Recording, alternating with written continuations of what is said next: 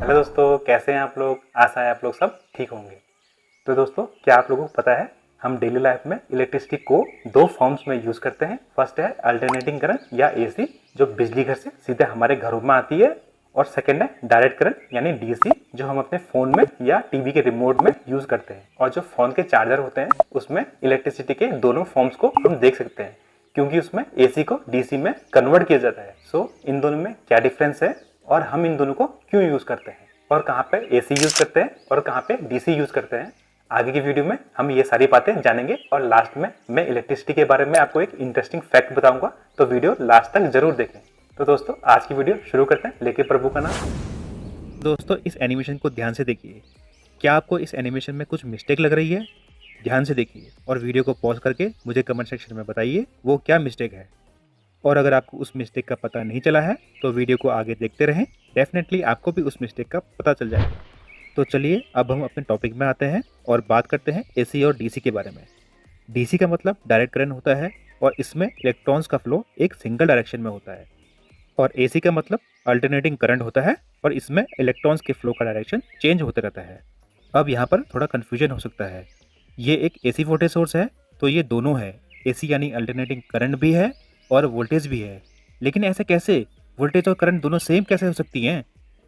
तो हमें यहाँ पर यह पता चलता है कि हम एसी और डीसी एब्रिविएशन का यूज़ वोल्टेज और करंट दोनों के लिए करते हैं। दूसरे शब्दों में, एसी वोल्टेज और करंट वह वोल्टेज और करंट है जो चेंज होती है, और डीसी वोल्टेज और करंट वह वोल्टेज और करंट है जो स्टडी रहती है। ओके, चलिए हम थोड़ा और बारीकी से देखते हैं और डीसी से शुरू करते हैं। इस डबल ए बैटरी को देखिए, यह एक 1.5 वोल्ट की बैटरी है। चलिए हम एक सर्किट का एग्जांपल लेते हैं जिसमें इस बैटरी का यूज़ किया हुआ है। इस सर्किट में आप देख सकते हैं दो कंडक्टिंग वायर एक डीसी फैन के दोनों टर्मिनल में जुड़ी हुई हैं। जैसे ही हम इस बैटरी को सर्किट में कनेक्ट करते हैं, करंट एक सिंगल डायरेक्शन में फ्लो होने लगती है और फैन घूमने लगता है। ध्यान रहे, मैंने यहाँ पर करंट के कन्वेंशनल मेथड का यूज़ किया हुआ है। अगर हम एक ग्राफ ड्रॉ करते हैं जिसमें वर्टिकल एक्सिस वोल्टेज हो और हॉरिजॉन्टल एक्सिस टाइम, तो हम देख सकते हैं कि वोल्टेज इस पॉइंट में कांस्टेंट रहती है।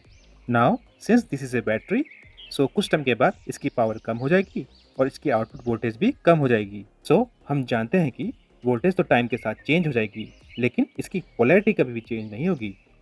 So what is polarity? Polarity defines the positive direction, और बैटरी के केस में वोल्टेज बैटरी के पॉजिटिव टर्मिनल से क्रिएट होती है। तो दोस्तों, क्या होगा अगर हम इस बैटरी को घुमाकर उल्टा रख देते हैं सर्किट में?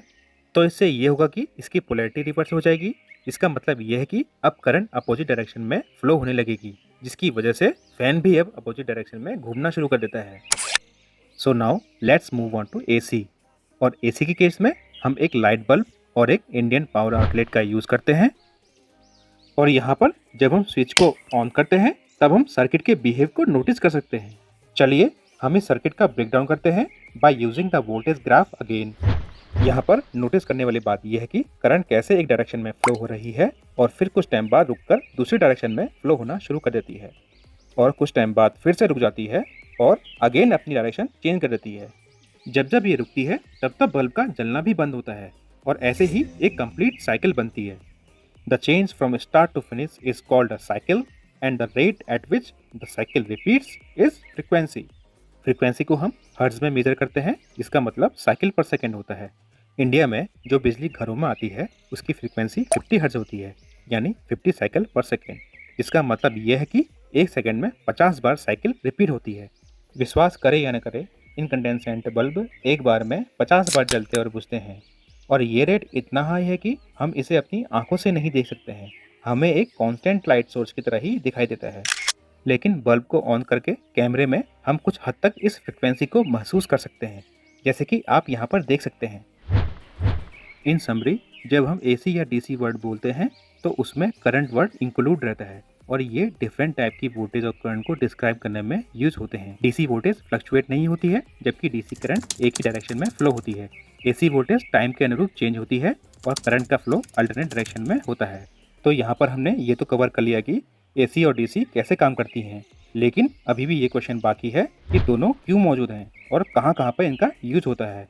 Eight the simplest level we use AC power because AC power को हम इजिली स्टेप अप और डाउन कर सकते हैं। सिंपल ट्रांसफार्मर का यूज करके। एसी पावर को थाउजेंड्स ऑफ वोल्ट में चेंज करके लोअर करंट में ट्रांसमिट किया जाता है। इसकी वजह से ट्रांसमिशन में होने वाली पावर लॉस को रिड्यूस किया जा सकता है और फिर वोल्टेज को एक usable range hundreds of volt में स्टेप डाउन किया जाता है, जिसका यूज हमारे घरों में होता है।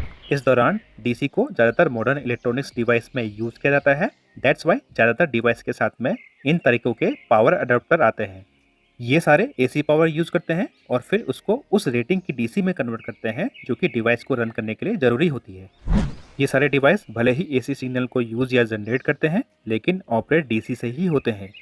इसके पीछे का एक रीज़न ये होता है कि जो ट्रांजिस्टर, जिन्हें हम इंटीग्रेटेड सर्किट यानी आईसीस के बिल्डिंग ब्लॉक्स बोल सकते हैं, रिक्वायर्स डीसी वोल्टेज। और नोट करने वाली बात ये भी है कि बैटरीज की आउटपुट भी डीसी पावर होती है, जो कि जितने भी पोर्टेबल इलेक्ट्रॉनिक्स हैं उनमें यूज़ करने में कन्वीनियंट होती है। तो दोस्तों, शुरुआत में मैंने आपको एक एनिमेशन दिखाया था और ये क्वेश्चन पूछा था कि इस एनिमेशन में क्या मिस्टेक है। शायद अब तक आप लोगों को पता चल गया होगा कि मैं किस मिस्टेक की बात कर रहा था, और अगर फिर भी नहीं पता चल पा रहा है, वीडियो को एक बार फिर से देखिए, यहीं से बैक हो जाए और दोबारा देखें। ओके, चलिए मैं आपको बता ही देता हूँ। इस एनिमेशन में वोल्टेज सोर्स को AC 220 वोल्ट दिखाया हुआ है, लेकिन करंट का फ्लो DC का दिखाया हुआ है, जो कि एक सिंगल डायरेक्शन में होता है। और इस एनिमेशन में आप देख सकते हैं कि कैसे हम उस गलत एनिमेशन को सही करते हैं। दोस्तों, 1880s में थॉमस एडिसन नाम के एक साइंटिस्ट हुआ करते थे और साथ ही एक और साइंटिस्ट हुआ करते थे जिनका नाम था निकोला टेस्ला।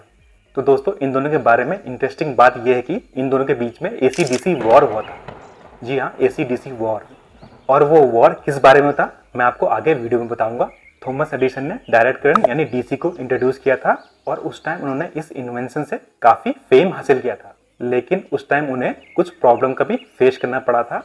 और प्रॉब्लम ये थी कि डीसी को हायर और लोअर वोल्टेज में कन्वर्ट करना बहुत ही मुश्किल हुआ करता था उस टाइम पे। और हमारे दूसरे साइंटिस्ट निकोला टेस्ला, उनको ये विश्वास था कि एसी इस प्रॉब्लम का एक सोल्यूशन है, क्योंकि अल्टरनेटिंग करंट यानी एसी को हम आसानी से लोअर और हायर वोल्टेज में कन्वर्ट कर सकते थे ट्रांसफार्मर की हेल्प से। लेकिन थॉमस एडिसन अपनी रॉयल्टीज को लूज करना नहीं चाहता था, जो कि उसने डीसी को पेटेंट करा के कमाई थी। तो उसने अल्टरनेटिंग करंट को बदनाम करना शुरू कर दिया। उसने आम लोगों को यह कहकर मिसलीड करना शुरू कर दिया था कि एसी यानी अल्टरनेटिंग करंट बहुत डेंजरस है। और हद तो तब हो गई थी जब उसने पब्लिकली स्ट्रे एनिमल को इलेक्ट्रोक्यूट करना शुरू कर दिया था, जस्ट अपने पॉइंट को प्रूव करने के लिए। दोस्तों, इस AC-DC वॉर में मूवी भी बनी हुई है जिसका नाम है द करंट वॉर।